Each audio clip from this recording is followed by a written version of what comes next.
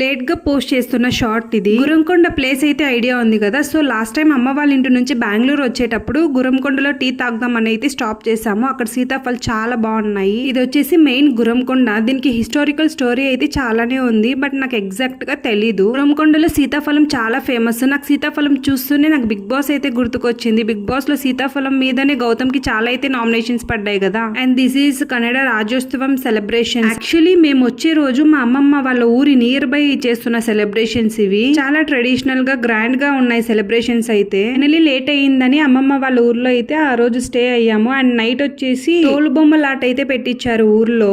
నాకు ఇది చూస్తూనే దశావతారం మూవీ అయితే గుర్తొచ్చింది.